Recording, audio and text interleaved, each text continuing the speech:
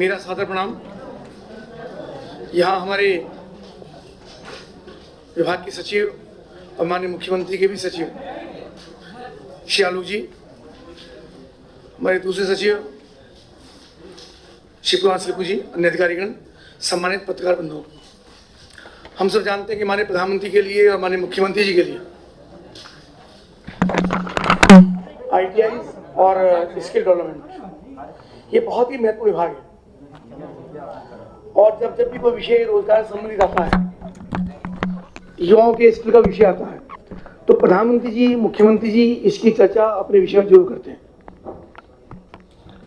अभी जब मन की बात का कार्यक्रम था तो मुख्यमंत्री जी ने प्रधानमंत्री ने इस बात को बहुत अच्छे से विश्वकर्मा जयंती से जोड़ करके इस विषय की बहुत गंभीरता से चर्चा की।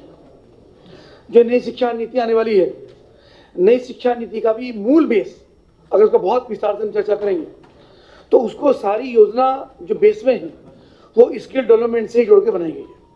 चूंकि अभी तक जो शिक्षा नीति लगातार लंबे वर्ष से और आज़ादी के बाद से चली आ रही है, उसमें विशेष रूप से बात यह कि ये लोग बाबू बन रहे हैं, डिग्रियां हासिल कर रहे हैं, तो जो टॉपर है उनकी बात तो और है, और जो टॉपर नहीं हो पाए, जो कि ड्रॉप आउट हो गए, या पढ़ाई नहीं हो पाई, या परसेंटेज अच्छी नहीं मिल पाई, या उनके परिवार के अंदर माहौल अच्छा नहीं था, या उनके माता पिता उनको पढ़ाने में सक्षम नहीं थे, ऐसी बहुत भारी संख्या। ये टॉपर की चर्चा तो सब करते हैं, सब समाचार पत्रों में फोटो छपती है कि बच्चे 95% मार्क्स के ने टॉप किया, तो ड्रॉप हो जाते हैं, नहीं पढ़ पाते हैं, तो ना कि बताते हैं ना कि चर्चा करते हैं, उनके सामने एक भारी संकट है। तो प्रधानमंत्री जी ने 2014 से, उसके बाद मुख्यमंत्री ने 2017 से इस बात में बहुत प्रभावित तरीके से इस पर एक तरीके से जिम्मेदारी के तहत उनको मोटिवेट करने के लिए इस विभाग को और अधिक ऊर्जा प्रदान करने का काम किया। तो पहले मैं आपके सामने तो जो हमारी व्यवसाय शिक्षा है उसकी हम चर्चा करें। थोड़ा तुलनात्मक मैंने बनाया क्या है कि हमारे मुख्यमंत्री जी लगातार किस प्रकार से काम कर रहे हैं। हम सब जानते हैं, रोजाना समाचार पत्रों आप लोग छापते हो, कितनी मेहनत और परिश्रम के साथ वो काम करते हैं, और हर डिपार्टमेंट की कितनी मॉनिटरिंग उनकी लगातार रहती मैन टू मैन, यानी अधिकारियों से, मंत्रियों से, डिपार्टमेंट के लोगों से, पत्रकारों से, मीडिया के बंधुओं से, सबसे फीडबैक लेकर के जो जो नए डेवलपमेंट होते हैं उनको वो इम्प्लीमेंट करने का काम करते हैं। जो हमारा ITI का विषय है, तो गत वर्षों में यानी 2017 से जब हमारे मुख्यमंत्री जी योगी आदित्यनाथ जी ने शपथ ली, उस शपथ लेने के बाद जो गत वर्षों में 261 ITI थे, हमने 44 ITI में वृद्धि करके 305 ITI हमारे इस समय काम कर रहे हैं, और उनमें हमारे पास 1,72,352 हमारे पास सीटें हैं, यानी 58,942 सीटें हमने गत 4.5 वर्षों में बढ़ाने का काम किया। एक बड़ी उपलब्धि ये हमारे विभाग की है, जिस काम को लगातार कर पाए।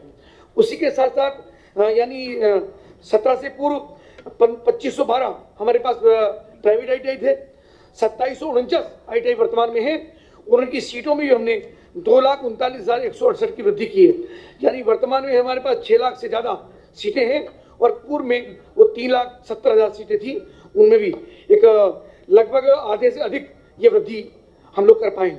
इसी के प्रकार NCVT के माध्यम, यानी जो हमारी स्टेट की मान्यता होती है वो अलग है, NCVT की मान्यता होती है सेंट्रल गवर्नमेंट की, उसमें भी हमने 98,424 सीटों पे हमने उसकी स्वीकृति कराने का काम किया है। 1,51,000 स्टूडेंट्स हमारे पास उसके अंदर हैं। इसके साथ साथ 4 लाख 5 माह के अंदर 1,25,000 सफल अभ्यर्थियों को हमने सेवा योजित कराने का काम किया। यानी मैं आपको बताऊं कि हमारे लगातार जो हमारे प्रिंसिपल्स हैं, हमारे सब अधिकारी हैं, ये सब इंडस्ट्री के साथ टाई अप करके प्राइवेट सेक्टर में भी, गवर्नमेंट सेक्टर में भी लगातार उनको कोशिश करके उनको एंगेज करने का काम करते हैं। तो इन सब के प्रयास से 1.25 लाख से अधिक ऐसे अभ्यर्थियों को हमने सेवा योजित कराने का काम किया, जो निश्चित रूप से एक हमारे लिए एक बड़ी उपलब्धि है। ऑन जॉब ट्रेनिंग भी हमने कराई है, यानी वो काम करते रहे, काम करने के साथ साथ उनको वहीं पे जॉब लेगा, उसी का पार्ट है कि वहीं पे जाके उसको जॉब लग जाएगी।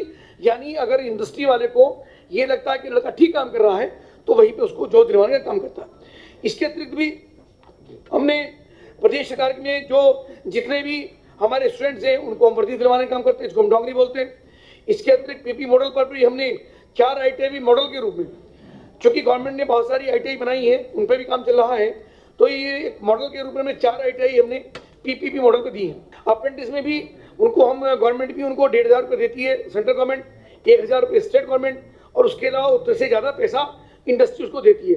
तो ऐसे 51,000 स्टूडेंट्स को, कैंडिडेट्स को हमने उनको प्रशिक्षण यानी अप्रेंटिस उनको हम दिलवाने का काम किया है, और ये लगातार हमारा ये लगातार चलता रहता है। इसके अतिरिक्त भी जो हमारे शोध संस्थान है अलीगंज में, CITS के अंतर्गत भी प्रशिक्षणों के लिए हमने 2 नए संस्थान, एक बहुमंजिला छात्रावास, जो लोग आते हैं, टीचर्स आते हैं, उनको प्रशिक्षण दिलवाने के लिए उनका वहीं रहना, आवास की व्यवस्था, उनके भोजन की व्यवस्था, ताकि अन्यत्र उनको ना जाना पड़े, और उन टीचर्स से ट्रेनिंग करवा करके उनको आगे यानी अपने संस्थानों में भेजने का काम करते हैं। ये भी लगातार हमारा काम चल रहा है। इसके अतिरिक्त जो हमारी साकेत ITI है मेरठ के अंदर और कोरंदी वाराणसी के अंदर, उसके अंदर भी हमने स्टार योजना के अंदर 25 राजकीय व निजी औद्योगिक संस्थानों का उच्चीकरण करने का हमने काम किया, यानी नए ट्रेनिंग, नए इंस्टीट्यूट उसके अंदर लाने का काम कर रहे हैं। इसके अतिरिक्त जो हमारे बड़े इंडस्ट्रियल ग्रुप हैं उनके साथ हमारा MOU साइन हुआ है, जिसमें टाटा है, NTPC है, भारत इलेक्ट्रॉनिक्स है, मेगा ऊर्जा है, रिलायंस है, टाटा है, सुजुकी है, मारुति है, टोयोटा है, सैमसंग है, यानी इनमें भी हमारा MOU साइन होकर के इनमें फ्लेक्सी सिस्टम पर, यानी इनको हम फ्लेक्सी सिस्टम पर भी ट्रेनिंग दिलवाने का काम भी करते हैं। आप तो समझ लें इस बात को, बड़ा इंपॉर्टेंट ये काम हमारे विभाग के द्वारा चलता है कि इन सब विभागों के द्वारा, इन सब इंडस्ट्री के द्वारा, ये जैसे मान लो मारुति है, तो मारुति को हमने उसे MOU साइन किया, उसको हमने टारगेट दिया, तो MOU अपना करने के बाद वो अपनी तरीके के बच्चे तैयार करती है। ये हमारा जो स्किल डेवलपमेंट में काम होता है, और अपने तरीके के बच्चे तैयार करके उनको फिर कहीं और भटकने की या जाने की जरूरत नहीं पड़ती, उनको वहीं पे वो जॉब देती है। मान लो फॉर एग्जाम्पल रेमेंट्स है, तो रेमेंट में कैसे कढ़ाई करनी है, कैसे कागज कपड़े कटिंग होनी है, कैसे सिलाई होनी है, कैसे प्रेस होती है, कैसे डिजाइनिंग होती है, उनको वहीं पे प्रशिक्षण दे करके उनको हम कराने का काम करते हैं। ऐसी वाली इंडस्ट्री के अंदर भी ITI के अंदर जो कंपनियों के नाम मैंने आपको गिनवाए, ये भी कंपनियां उन बच्चों को ट्रेनिंग दे करके अपनी जॉब दिलवाने का काम करती हैं। ऐसे भी लाखों बच्चे लगातार इन प्रकार की इंडस्ट्री के अंदर हमारे काम कर रहे हैं। प्रदेश में 66 राजकीय औद्योगिक प्रशिक्षण संस्थानों में प्रशिक्षण हेतु निर्बाध विद्युत आपूर्ति, यानी बिजली तो खैर मुख्यमंत्री की कृपा से और बहुत बड़ा एक अचीवमेंट हुआ है कि हम लगातार 24 घंटे बिजली, गाँव में भी 18 घंटे बिजली दे पा रहे हैं, लेकिन उसके बावजूद भी कोई कट ना हो, विद्यार्थियों को किसी प्रकार का नुकसान ना हो, ऐसे 66 ITI के अंदर ने 40 किलोवाट के सौर ऊर्जा संयंत्र, यानी सौर ऊर्जा संयंत्र में एक बार इन्वेस्टमेंट होगा, उसके बाद हमको भुगतान नहीं करना पड़ेगा, और ऐसा मिला करके 40 किलोवाट के 66 ITI हमने शुरू किए हैं, और बाकी और लोगों को भी और इंडस्ट्री को भी हम सौर ऊर्जा के साथ जोड़ने का काम करेंगे। और आगामी जो हमारी 6 महीने की योजना है, मुख्यमंत्री जी ने विशेष रूप से निर्देशित किया था कि हमको बहुत तेजी से सब काम करने हैं, और हमको अपना आउटपुट, हमको अपना रिजल्ट अपने ही कार्यकाल के अंदर ये दिखाना है। ईश्वर के पास से, आप लोगों सहयोग से द्वारा मुख्यमंत्री जी को हमको काम करने का मौका मिलेगा, तो जैसा उनका निर्देश होगा, जैसी आगे की योजना होगी, उसकी बातचीत हम बाद में करेंगे। लेकिन वर्तमान में जो हमारी योजना है उनमें 51,000 प्रशिक्षार्थियों को हम प्रतिष्ठित उद्योगों में सेवा, मैंने बताया आपको 1.5 लाख को हमने जोड़ा है, अभी 51,000 का टारगेट हमारा और है। इसके अतिरिक्त 6 माह में 40,000 अभ्यर्थियों को उद्योगों व MSMEs जो हमारी लघु इंडस्ट्रीज हैं उनमें ITI में प्रशिक्षण दिलवा करके उनको 7,000 प्रति माह की वास्ते व्यक्ति का, और उसके बाद उनकी जॉब लग जाएगी, तो जैसी उसकी योग्यता होगी वैसा उसको प्रशिक्षण मिलने का, वेतन मिलने का काम हुआ। 16 जो हमारे ITI हैं उनका लोकार्पण, मैंने 10 बताया था, सॉरी 16 ITI का हमको लोकार्पण कराना है। 16 की हमारी तैयारी हो गई है, और हमारे मुख्यमंत्री जी के द्वारा जो 35 निर्माणाधीन ITI हैं उनमें भी 2022 तक उनका सत्र आरंभ हो जाएगा। इसी के साथ साथ जो हमारा स्किल डेवलपमेंट है उसके अंदर ही बहुत शानदार अचीवमेंट्स उसके अंदर हमारे हुए हैं। मैंने आपको बताया कि नई जो हमारी शिक्षा नीति आ रही है उसको बहुत तेजी से टारगेट करके उसको हम लगातार बढ़ाने का काम कर रहे हैं, और हर नज़र हमारी कक्षा 6, 7, 8 का एक ग्रुप, 9, 10, 11, 12 उसका ग्रुप, ग्रेजुएट अलग। ऐसे बच्चों को अगर सोशल का प्रशिक्षण हो जाएगा तो वो कम से कम अगर टॉपर नहीं है तो फिर वो स्वावलंबी बनने का काम करेंगे और जीवन में वो आगे बढ़ सकते हैं। ऐसी एक योजना के साथ हम लोग आगे बढ़ रहे हैं, और चूंकि उत्तर प्रदेश हिंदुस्तान का सबसे बड़ा प्रदेश है तो फिर अधिक जिम्मेदारी फिर हम ही लोगों की है, उसको हम लेके चल रहे हैं। उसके बावजूद भी 19 मार्च 2017 यानी हमारे सरकार के कार्यकाल के अंदर हमने 8,92,334 युवाओं को विभिन्न रोजगार पर ट्रेड्स के अंदर प्रशिक्षित करने का काम किया। इसमें हमारे लगभग 1.5-2 साल का कोरोना का कार्यकाल भी है, तो वो कोई कहने की बात नहीं, हम सब जानते हैं, उससे सब कुछ प्रभावित हुआ है। तब भी हमने काफी तेजी से काम करने का काम शुरू किया। ये संख्या जब 3,71,000 थी तो हमने उनका 2.5 गुना यानी 5,20,000 की वृद्धि उसके अंदर हमने करने का काम किया। और ये तेजी से उसके अंदर हमने युवाओं को प्रशिक्षित करने का काम किया। इसके अलावा सेवा योजना में भी यानी रोजगार में भी 4,10,000 बच्चों को हमने सेवा योजित कराया। ये संख्या गत सरकार के अंदर 1,36,000 थी। लगभग 2,74,000 युवाओं को हमने सेवा योजित कराने का काम किया। ये भी हमारे विभाग की एक बड़ा अचीवमेंट आप सबके सामने है। लक्ष्य के आवंटन के भी यानी उन सब बच्चों को विभिन्न सेक्टरों के अंदर प्रशिक्षण देना, उनको ट्रेनिंग दिलवाना, ये भी एक बड़ा है। तो 15,74,000 स्टूडेंट्स को, कैंडिडेट्स को, उसमें बालिकाएं हैं, उसमें युवा हैं, ऐसे सबको हमने एक लक्ष्य का आवंटन करके ये दिया है हमने आवंटन। और 10 लाख से अधिक युवाओं को हमने इस बार यानी इसे अपने पूरे कार्यकाल के अंदर 4-4.5 वर्ष के इसको हमने देने का काम किया है। और एक बड़ा अचीवमेंट ये लगातार सरकार के द्वारा चल रहा है। जो हमारे ट्रेनिंग टीपीज हैं, हमारे पार्टनर्स और ट्रेनिंग पार्टनर्स जिनको हम बोलते हैं, पूरे प्राइवेट सेक्टर में होते हैं, कुछ गवर्नमेंट सेक्टर में भी होते हैं, उनमें भी हमने वृद्धि की है। क्योंकि जब संख्या बढ़ा रहे हैं तो हमको टीपी में वृद्धि करनी पड़ेगी। तो जो तत्कालीन सरकार के अंदर 148 थे उनको हमने 735 तक पहुंचाया है और 587 आज जो पॉजिटिव किए। और हमने जो ब्लैक लिस्ट किया उसकी कितनी थी? 40। ये भी एक महत्वपूर्ण बात है कि जो लोग हमारे काम नहीं कर पा रहे थे, केवल बिलिंग करने का काम करते थे, तो ऐसे लोग भी कहीं ना कहीं मिली भगत करके तत्कालीन समय में वो चीजें सरकार को लगातार नुकसान पहुंचाने का काम करते थे, केवल सर्टिफिकेट बांटने का काम करते थे। बहुत माइन्यूटली हमने उनका सर्वे कराया, जिलाधिकारी से रिपोर्ट मांगी, उसके बाद उनका भुगतान किया और 47 सेंटर्स को हमने ब्लैकलिस्ट करके उनको आउट कर दिया, सिस्टम से बाहर कर दिया। और बाकी लोगों को चेतावनी दी है कि किसी प्रकार का कोई कॉम्प्रोमाइज प्रशिक्षण के अंदर नहीं होगा, ट्रेनिंग देंगे तभी उनका भुगतान होगा। और वो हमने भुगतान भी उनका 80% से घटा करके 70% कर दिया। जो हमारा तत्कालीन भुगतान होता ये था कि 80% में भुगतान करते थे और 20% भुगतान तब करते थे जब वो सेवायुक्त कराने का काम करते थे। वो भी परसेंटेज हमने घटा के 70% किया है कि 70% भुगतान का ट्रेनिंग के बाद होगा और 30% जब होगा जब उन युवाओं को सेवायोजित करने का काम करेंगे। तो ये भी एक 10% की भी एक उनकी अमाउंट रोक करके उन पे हमने ये कोशिश की है कि अपना आउटपुट उनका अच्छे से उनका लगातार चले। ये इसके अंदर नहीं। फ्लेक्सी की चर्चा मैं आपसे कर चुका। तो फ्लेक्सी के अंदर लगातार हमारे द्वारा जो फ्लेक्सी पार्टनर्स हैं उन पे भी हमने 11 की वृद्धि की है।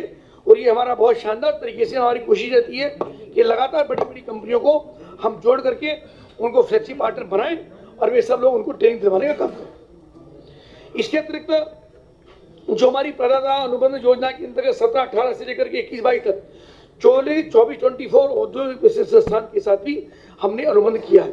जो इंडस्ट्री से भी जुड़ी हैं और हमारे सेक्टर से भी जुड़ी हैं, उन सब से भी हमने एमओयू साइन किया।